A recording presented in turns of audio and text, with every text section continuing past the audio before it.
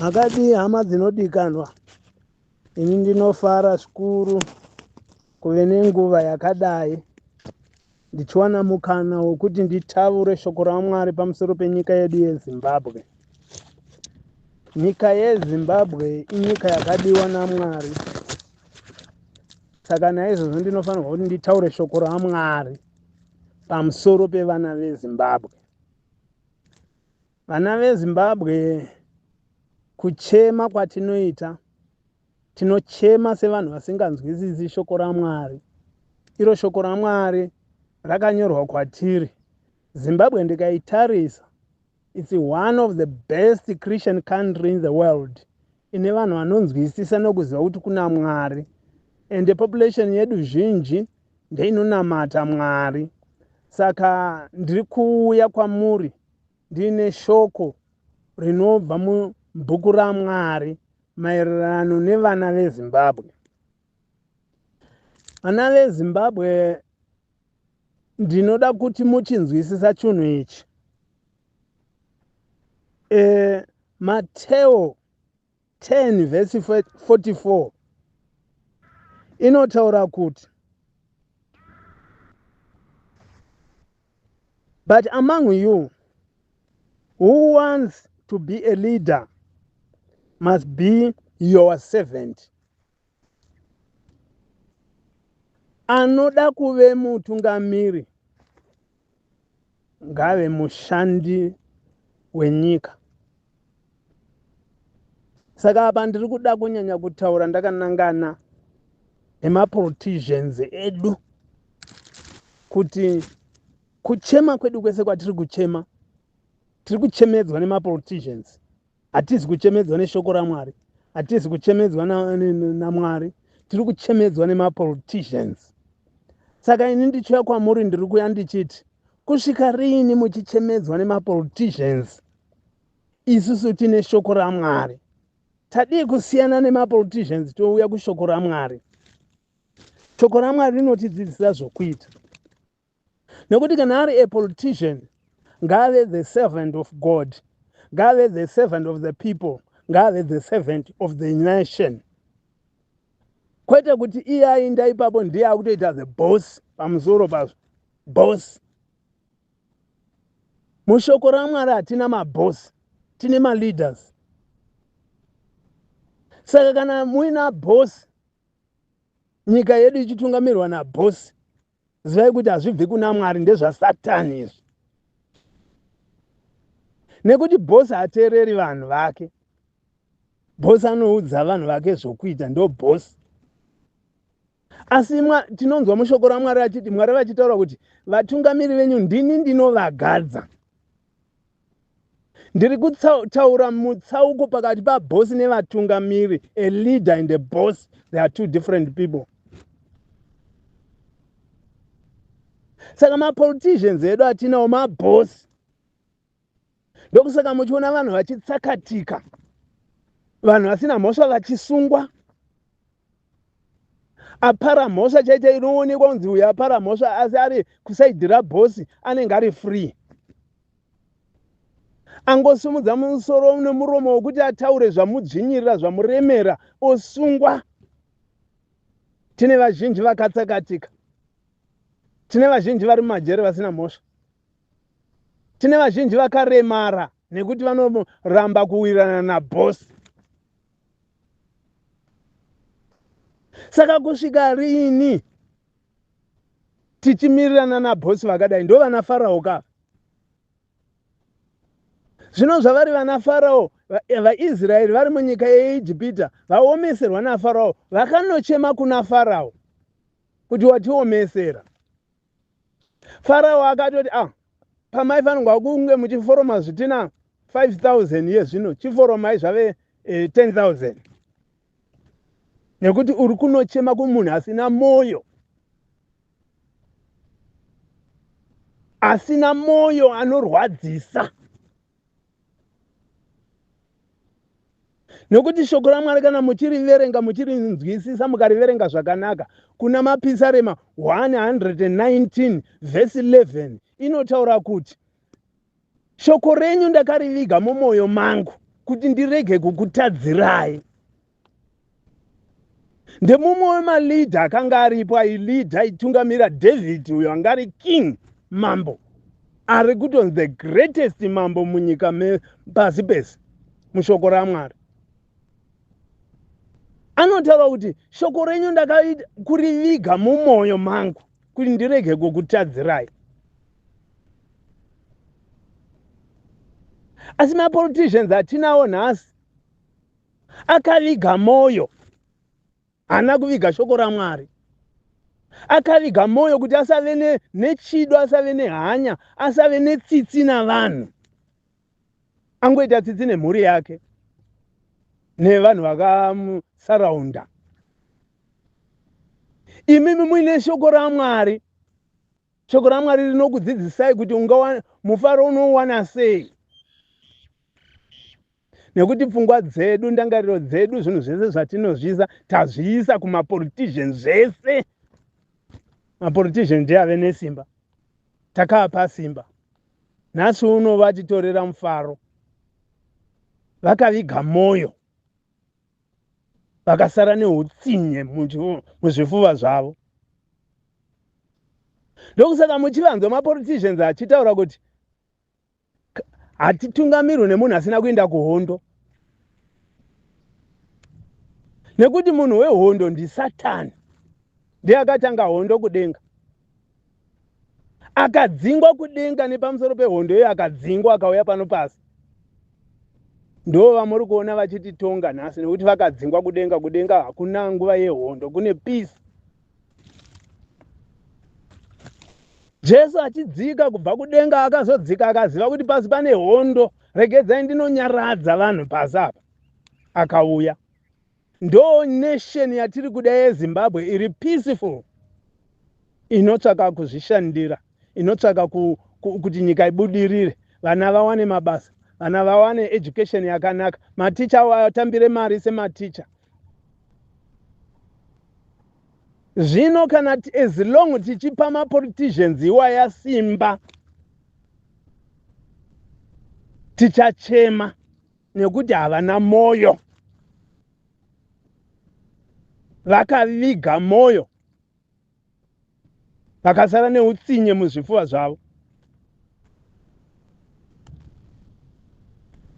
Saka inoenda mberi ichiti kuna Daniel 2, mukaverenga Daniel 2 verse 20 to 21,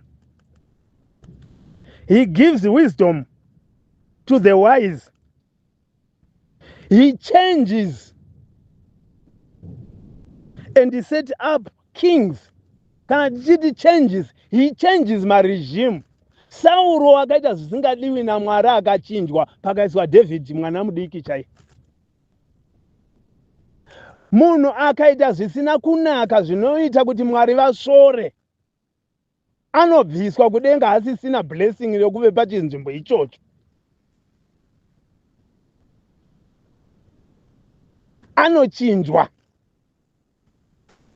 Zvino kana isusu maZimbabweans tikamira tichiti kuti ngagozviita sevanoramba kavadi kubva, munoda kuti tiite hondo here kunofiwa, kunozodi ko kusiri kufiwa ndekupi?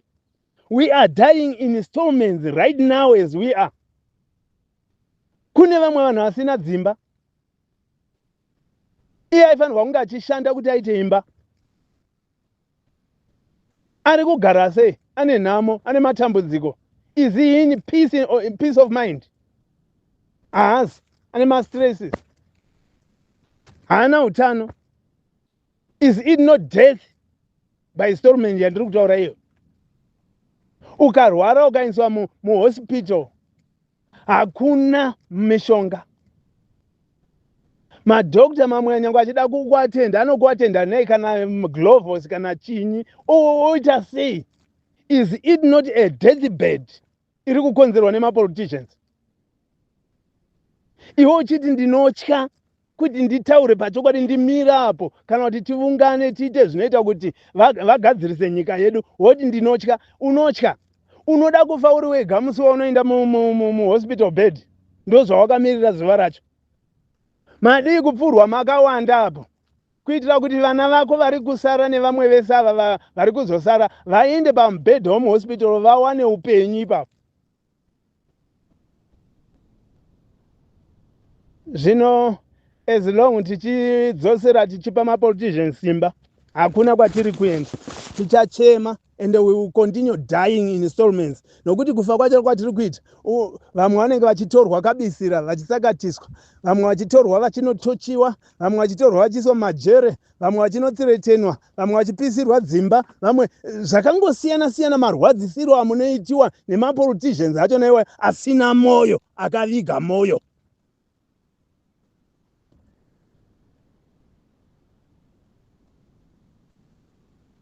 Zvino kana Mwari vachipa wisdom kuvanhu, kana Mwari vachipa wisdom kuvatungamiri vedu, sei vasina wisdom? Munombovabvunza here kuti sei musina wisdom kana vari Mwari vakakugadza ipapo?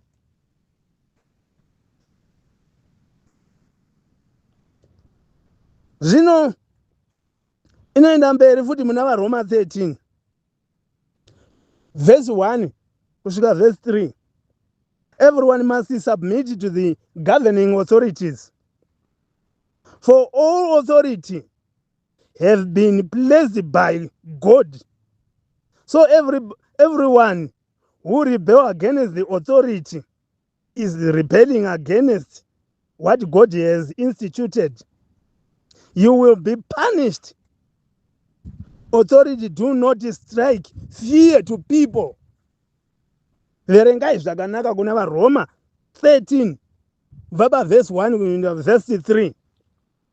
Kana zvichinzi submit to the governing board, ndoda kuti munzwisise vanhu, munzwisise apa ndiri kuda kuti ndinzwisise pfungwa dziri muvana veZimbabwe, kunyanya vatendi vazhinji vanotaura kuti musataure zvepolitics, musataure zvepolitics. Hey, musanyepere vanhu. Kana uri mutungamiri wekereke uchitaura vanhu kuti musataure zvinhu zvepolitics, uri kunyepera vana, hausi kutaura chokwadi. Politics comes from the Bible. Saka kana uchiti zvinhu zvakanyorwa muBhaibheri zvirege kutaurwa, what do you mean? Oda kuti vana vatambure, oda kuti vana vacheme, oda kuti vana vaite rebel against God nokuchema zvinhu Mwari vakatipa maresources ekuti tirarame tiinawo, achitiponesa, achitikundisa, achitisimudzira upenyu hwedu, asi achitorwa nevanhu vashoma shoma woti iko regerai kutaura zvepolitics. Iwo woni kuti iwo ndiwo watobatwa naSatani manje, ari kuisa fiye kwauri kuti uchichidzire vana. Zvinhu zviri munyika muno, gold iri pasi, upfumi huri munyika muno ndehwevana veZimbabwe, kwete a fraction of Zimbabwe, kwete mapoliticians. Takahupiwa upfumi hunaMwari, ati hauzwe madzinza avo vanhu ava. Saka nhasi ndiri kuda kuti muchangamuke, munamate Mwari muchiziva zvamunonamatira, kwete kuti unongoda ngonamatira kuti ndive nepeace, ndive nepeace. Peace yachona unoiwana kupi kana uchishaiwa shuga mumba? Peace yacho unoiwana kupi kana uchiindisa vana kuchikoro, vana vachinodzidza vachiva vachishaiwa mabasa? Tiri kutambisirei mari dzekuindisa vana kuchikoro? Kana zvinzi submit to the authority, to the governing authorities, tiri kureva kuti mutungamiri kana ari mutungamiri watada isusu, watada isu vanhu kuti tamuda, tikamupa chiposition icho, tinofanirwa kuzvisubmita kwaari isusu vanhu. Iye mutungamiri iyeye ari ikokoko anofanirwa kuzvisubmita futi the constituent yamuisa ipapo, nokuti the constituent ikamuvhotera ikamuisa ipapo ndio bosi wemunhu iyeye, nokuti constituent iyoyo ndio inomuudza kuti iwe tiri kuda mugwagwa apa, tiri kuda chikoro apa, tiri kuda mari dzakadai uku, tiri kuda kuti titongwe takadai, nekuti nyika yedu ine constitution yatakanyora kuda matongerwo atinoda. Tichimuudza kuti ndo zvatiri kuda, kana akapoya toti gwete, iwe hazvizvo zvatakati tinoda izvi, he is a servant kwatiri. Zvino zvamakazoisa mukapa makudo kuti chirimai ngachichengeta munda, imi murimi makaurima, munoukohwa. Nekuti munda hausisina vanhu, wave namakudo. Chibage chiri ngobuda imumunda imomwe chichinanga mumakomo nekuchiro chamakodo. Imimi kumba kwenyu munoisa pai makavakadura rinopinda chinyi? Harisina chichapindamo nokuti makatendera makudo kuti apinde mumunda. Munokohwei? Ukada kuti uye nembwa wourawa, ukada kuti uteye musungo wourawa, nekuti makaatendera mukaapa room. Nhasi uno mukati hatichadi moinda makawanda, kana vachiuraya vanouraya tu. Ime mourayawo vamunouraya, zvinobva zvapera izvozvo, and it will be a lesson. Saka kana tichinzi we must submit to authorities, to the governing authorities, ivo vari kumusoro, they must submit themselves kwatiri isusu, the nation of Zimbabwe. Nesuwo tichizvisubmita kwavari kuti munyika muve nepeace, tofamba zvakanaka. Mwari voropafadza.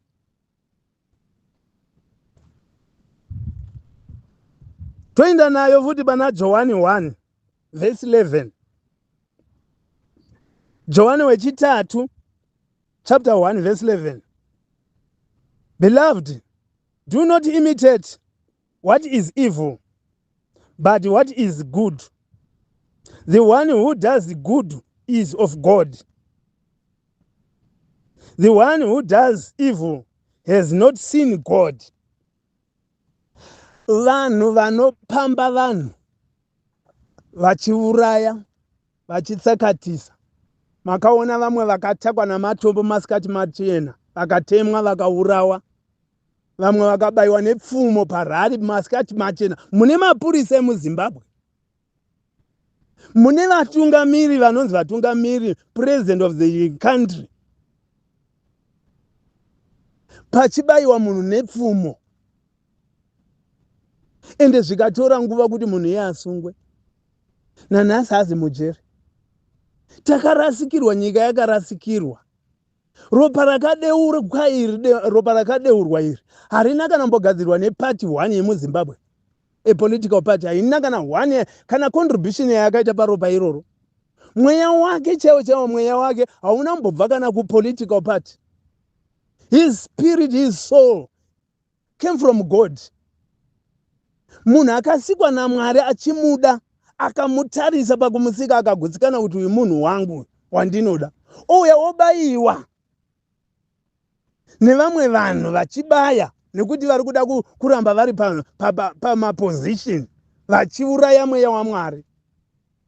Imi makatumwa kuzoparidza shoko, makatumwa kuzomonita shoko raMwari muri panyika, makatumwa kuzounza peace muri munyika yeZimbabwe. Munyarara motya. Imwe shoko yotaura kuti muri masoja. You are a soldier. But munonyarara mese kuti zi pane zvinhu zvakaipa. Kupeta muswe kunge mbuka iri kutya. When God has given us the spirit of braveness, He has never given us the spirit of fear. Tiri vana vani nokuti Mwari chaiye wakatipa the spirit yaakatipa, not the spirit of fear.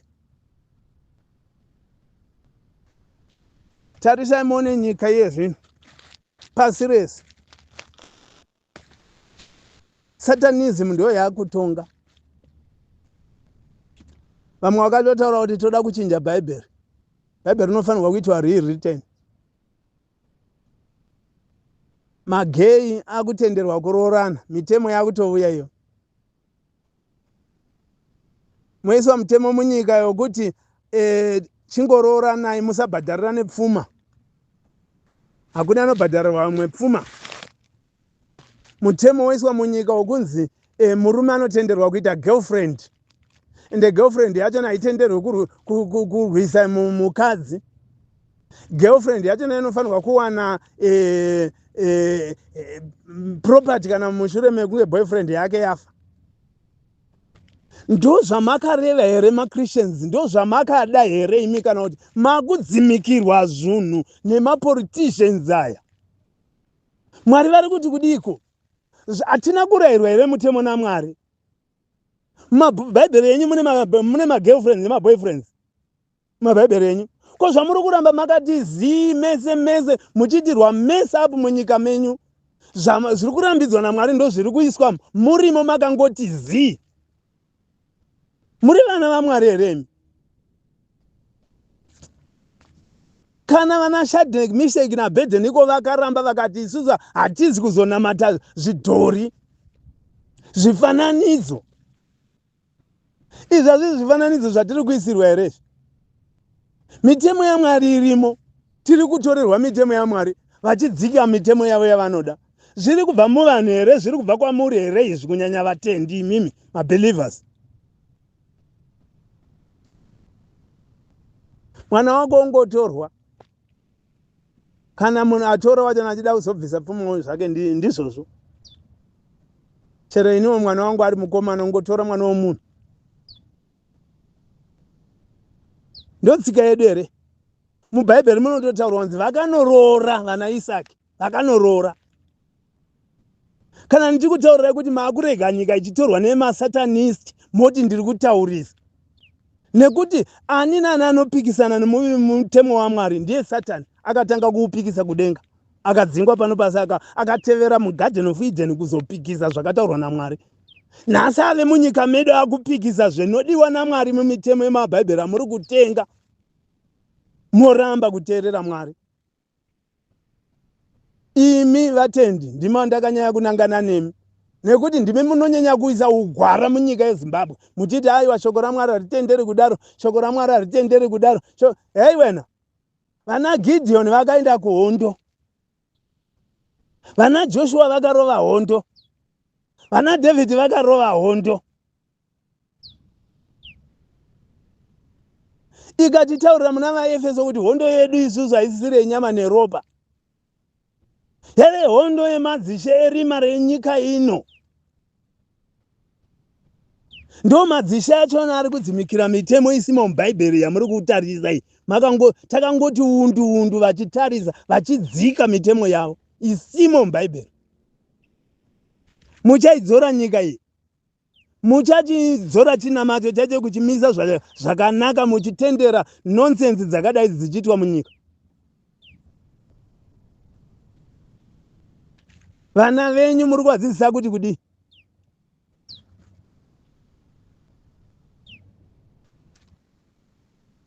Yeah. Political leaders, watch your constituents. Kana muchida kufamba nevanhu asi makaramba kufamba nevanhu nokuti you don't care about your constituents, you don't care. Ende vanhu vachona tangozvitarisa, ivo mapoliticians achona asina care nemaconstituents edu. Mapisarema 133 verse 1. How good and pleasant is it when God's people live together in unity. Togara pasi nemaleaders edu tichitengerana maorange, tichitaurirana nezvedevelopment. Ini ndiri kufunga kuti dai mawedzera madhamu, ndiri kufunga kuti road inoenda kwakati dai maigadzira. Aiwa bosi, honai nhai mutungamiri wedu, nyika hospital yakati haina zvakati. Tozviita sekupfumi hwacho huri kumboonekwa zvakadiko. Tiudzeika kuti kumamainzi kwakati kuri kubuda mari, kana kuchibuda mari yakati imwe mwedzi chimboita isai kwakati. Tichitaura navo takagara patebhuru imwe chete, tichiwirirana. Asi hazvifi zvakaitika izvozvo netype of politicians dzatinadzo, vari satanic, vari diabolic, vanotaura nemiromo yavo kuti nyika hii ndine chigumwe, but varivo vanodaidzira zvekuti ngatiite mavhoti. Imi mozvitendedzera. Now this time vanhu veZimbabwe, imimi vanhu vechechi nemi vana veZimbabwe vese, when they call for a vote for elections, say no. No kuma elections. Tinoda kuti ma-institutions, ma-organizations ari muZimbabwe evanhu, tisingati hatichadi kuleadwa nema-politicians nekuti they've messed up. Ma-students union ma-church organizations, ma-workers organizations, ma-employers organizations, ma-non-governmental organizations. This is the time to come together, to gather. Mofomavo yenyu ZEC inomira pachokwadi, inoda zvido zvenyu, kwete ZEC yemapoliticians iripo iyi. Ngatise ma-parallel lines, ma-politicians omira nema-institutions avo aanocreata. Isu vanhu ma-civic organizations tomirawo nema-institutions edu atiri kuzocreata kuti nyika itifambire. Politicians voita zvavo zvepolitics zviri, isusu ma-civic organization toita zvedu zviri civil zvinodiwa nevanhu veZimbabwe. Kana tikadecida kuti ngatichiendai kuma-elections, toenda kuma-elections tichisiyana nezviri kuitwa nemapoliticians akaramba zvido zvevanhu.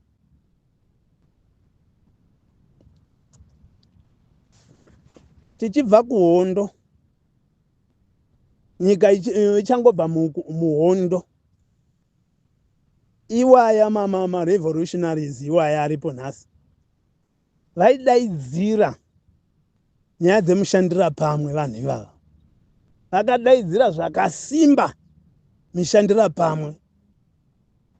Vamwe vakatomboita, vamwe vakabudirira, makaro akazobuda futi zvemubva mavari. Mishandira pamwe iyo ikaparara nekuti vakuda kuchidya vega. Nhasi uno mukangoita chigurupu chokuti muite mushandira pamwe, ndo zvinhu zvavadzidza zvokuti vanotoisa vanhu vaviri vatatu vanoparadza mushandira pamwe iwo. Havachatombodi kunzwa chinhu chinonzi unity, nokuti vanoziva kuti vakatitendera kuti tiite unity vabviswa, nekuti vari kuita zvisingadi vanhu. Saka isusu tiri kuvatevedzera, tovatevera zvavari kuda, kuti tigare takaparadzaniswa, uyo kwake uyo kwake. Ndozvinoita Shumbaka, inoparadzanisa mhuka kuti igonyatsotevera yainoda iri yega ikoko, ende haidzoki. Taraimone zvinomboitawo Nyatika. Kana Shumbaka anopinda mukati madzo imomo kanobhogomora imwe nyati imomomo, dzinomboungana vanhu kuvuya chaiko chaiko, shumba dzichibayiwa dzichitofa, kufa negrupu renyati dzichifa. That's the unity inodiwa naMwari iyo. Ndo yamuri kurambidzwa imimi machechi, mapindirwa machechi. Mutendera munhu anobva uko wamunoziva kuti the politicians ane ropa mumaoko rokuraya vanhu, rokutsakatisa vanhu, rokutyisa vanhu. Mosvika momupa gamendi munzvimbo tsvene yaMwari, moti tavura. Anotavura chini? Muri pakati pesevhisi modaidza the devil agent kuti vezotaura speech nemi. Inokupa speech yekuti kudi hakuna kunoindwa kudenga. Nemi vatungamiri venyika muchita zvinhu, vatungamiri vemachechi muchita zvinhu zvakadai so. Pastor for this, pastor for this, pastor for this. Hakusina mapasta aMwari. Vamwe vatobuda pachena kuti inini ndiri pastor wa this. Iuyewo ari kutaurira mberi kwechechi kuti musaite zvematongerwo enyika, achitaura ari mberi kwevanhu. Vana vanoda peace, votaurwa kuti musaite zvematongerwo enyika. Munhu ngaadzidziswe kuita zvakarurama kuti nyika inake. Kana nyika yavhiringidzwa, yashonyororwa, munhu ane basa raMwari, akatumwa nebasa raMwari, anouya otasanudza nyika yoiti twi, vana venyika vofara. Ndokusaka takaisirwa panyika kunzi iwe simba enda kumujuru. Mwari vanoda munhu anoshanda. Ko vana vese vatiri kudzidza zvasingachashandi, mabasa havawawani. Pangonzi paita basa, motomhanyira ipapo makutonga. Pangonzi paita chakati, makutomhanyira ipapo makutotonga. Iye zvinotarira mone zvakungoitwa. Ukangocherawo tsime rako, zino inofanirwa kuziva. Ukangonoti masola ako, unofanirwa kubvisa taxi yakati. Nhai vanhu we, nhai vanhu we, nhai vanhu we. Imi vanamati muripiko? Shuwa Mwari vari kudenga vachizviona zvakadai so, moramba makangoti zi. Muri kunamata Mwari upi? Vana venyika yeino vogomera muripo. kana ivo Mwari kudenga vafari nesu zvavakatitumira panyika kuti tizodzidzisa nokunyaradza nokupomodza nokutaura zvakashata. Taurai zvakashata mururamise nyika. Vana Jeremia vese vamumabhaibheri nana Isaya vese tinovaziva nenyaya yekutsiura maleaders ari kufamba nenzira isingadiwi naMwari, vachinyatsosvika kuti Jehovha vanditi matongero auri kuita zvauri kuita izvi handizvo. Mikaya akanyatsoudza Ahabhu kuti kwauri kuenda uku ndaona hwai dzichinopararira dzichita ndaona vanhu vachinopararira kwese dzichita fanira hwai dzisina mufudzi. Mufudzi wadzo atadza kudzoka nekuti uri kuita zviri kurambwa naMwari. Zvikanzi muise mutorongo, ndoda kuzomunyatsomutonga ndadzoka. Zvikanzi kana mukadzoka ikoko muri mupenyu handisi kunamata Mwari ari kundiudza zvechokwadi. Zvino as long muchingovanza muchiti hatidi kuita zvematongerwo enyika muchivanza, iro shoko raMwari richiti wakaiswa panyika kuti umoniste zvakanaka. Rinototaura kuti imimi munyika menyu sarudzai vatongi vanotongera zvakururama, kwete vanotongera chifufuro. Nyika yedu haisina vatongi, iyo haisina vatongi. Mangove mujudiciary mave necorruption, judgment dzangove corruption zvese. Ko ndo zvinodiwa naMwari here? Muri kuti kudiko vatendi vaMwari? Muri kuti kudiko? Torarama here musociety yocorruption chete? Ndo zvakataurwa naMwari here? Nemhaka yekuti muri kutya kutaura chokwadi, shoko raMwari harichataurwa chokwadi. Only Chiwenga chete ndiye ari kutaura chokwadi mukati menyika iyi. Kusvika rini achitaura ari ega? Ndiye akatumwa here munyika iyi kuti ataure chokwadi? System yenyu yokunganidza machechi muchitaura zveprosperity nemhaka yekuti muri kuda pfuma iyi ngazvipere. Paridzai shoko rinoita kuti vanhu vaende kudenga. Paridzai shoko rinoita kuti vanhu vawane rugare. Paridzai zvinoita kuti nyika iwane runyararo.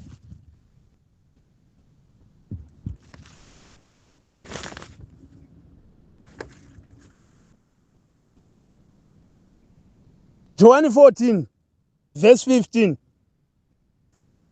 Inoti, if you love me, keep my commandments.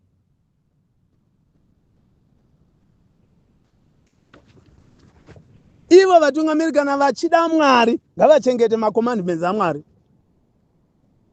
Macommandments aMwari anoti musauraye. Nhasi mukatarisa bhajeti renyika yedu,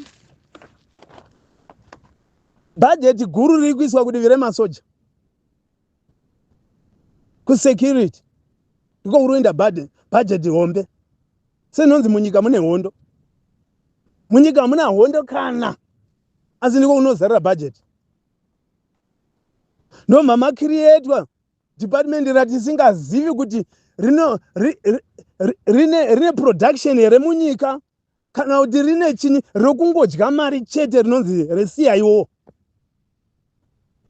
Riri kutsakatisa vanhu, riri kuinjuza fiye muvanhu, risingatombozivi nderechinyi, but ndiko kwaperera bhajeti.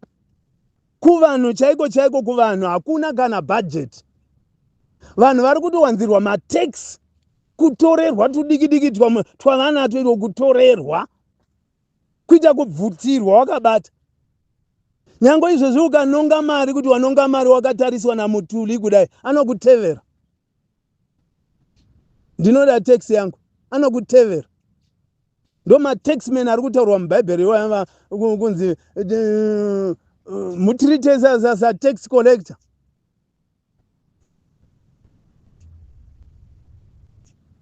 Hana shungu nemunhu, hana kana as long mumba make vana vake vachidya. Imimi hana kana shungu nemi kana one time. Kusvika rini nyika yedu ichinzwai? Kusvika rini imimi vatendi, mabishop, mafundisi, nyika ichitwa zvinhu zvakadai so? Chigarai makanyarara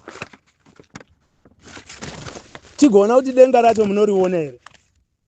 vana vachichema kudai. Mwana wako wakabereka ari kuchema, mwana wenyika ari kuchema. Imi muri kunzi paridzirai rudo rugare nerunyararo. Zvinova zvinhu zviri kushayikwa munyika. Asi mongoshinga kuti dai maparidzira kuti dai pfuma yaenda yauya muchechi mawana kudya. Inouya sei kana munyika musina mari? Mwana achiti akaita mari otorerwa.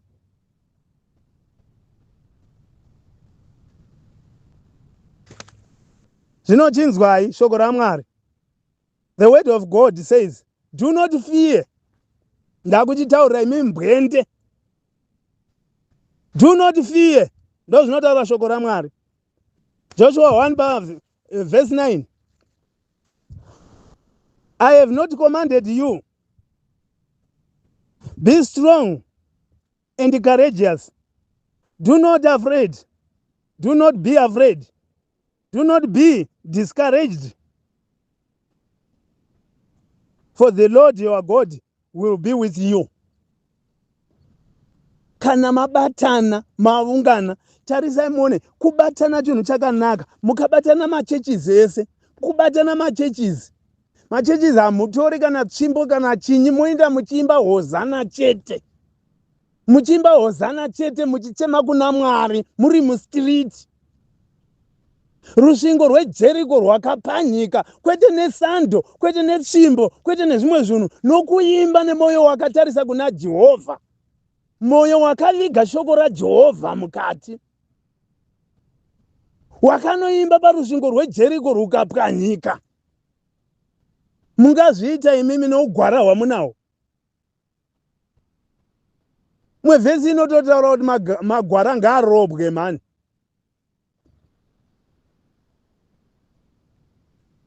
Deuteronomy 20 verse 8. And the officer shall speak further to the people. Pane unotya here kana ane moyo unovhunduka, ngaadzokere kumba, kuitira kuti vamwe vasaite saiye. Ava pakudiwa vanhu vakashinga. Nekuti masoja Gideon paakanzi ndanorwa hondo, kwakatsvakwa vari brave. Vaitya vakanzidzokerai kumba. Vave brave vachona vakavepo. Asi Mwari akaona kuti vakawandisa, akatapudza vamwe. Handidi kunyanya kutaura history yangu nokuti mapoliticians iwaya ane nzara nenyota yekunditsvaka anozonditsvaka akandiziva zvandiri. Ichakwana nguva yekuti ndikutaurirei history yangu kwandakabva nezvandakaita. Ichakwana nguva ndinokuzivisai. Saka yave nguva ino yandiri kuuya ndichiencourage kuvatendi kuti kana manzwa ofisi adaidzira, nekuti muna Deuteronomy kana mumboverenga riri rechirungu rechishona harinyatsokupadzanura zvinhu izvi. Rechirungu rinonyatsokududzirirai. Deuteronomy 20 verse 8 munyatsonzwisisa kuti inoti kudii. Tichave nemaofisa vachataura kuti vedu veudzvinyiriri hwaenda mberi. Tafunga kuti timboita zvinhu zvakati. Kana vafunga kuti muinde mustriti, mapostori, veroma, mazioni, vunganai muinde kunoimba muri parusvingo rweJeriko. Mwari vanokunzwai kana muri vatsvene mukanoimba muri ipapo muchiimbira kudenga, musingaimbiri mapoliticians, muchiimba kudenga kuti Mwari, nyika yedu ngaive nerunyararo. Mwari vanodzikisa runyararo. Kana ofisa adaidzira, tichave nemaofisa achadaidzira. As long muri mbwende, mari dzamunoparidza indisi vanhu kudenga nekuti vanenge vachigomera nokunyunyuta. Shoko raMwari rinotaura kuti kana iye anotonga achitongera zvakaipa, vanhu havafari. people will never enjoy but they growing, vanenge vachigomera. Saka imi mukaparidza vhangeri mukati menyika yevanhu vanogomera, vhangeri yenyu haindi kudenga, haigashirwi nevanhu vanogomera. Ndinotenda, ndinoimba kuti mandinzwa, ndicharamba ndichiuya kusvika nyika yedu taisunungura neminamato noushingi nokuimba kuna Jehovha Mwari. Nokuti kana vakaimba rusvingo rweJeriko rukaondomoka, kana vachipinda Red Sea, Miriam achiimba, mvura yakaita makata makata rutivi nerutivi, vanhu vachienda. Taakuimbira kuna Jehovha kuti taakuda zambuko. Zambuko rinobva kuna Mwari, kwete rinobva kuvanhu. Nokuti mukamirira kuti vanhu vakuitire izvo zvinhu zvamunoda, mangwana vanokudzvinyirai sevaripo nhasi, nekuti vanenge vachikutaurira kuti takaenda kuhondo. Asi kana zvikabva kuna Mwari, zvabva kuna Jehovha, hakuna anoti ndezvake, ndezvaJehovha. Tese tichazviita tichi ndezvaJehovha, zvosunungura munhu wese. Mwari vakubatsire. Ndini mufundisi P.T. Moyo. Amen.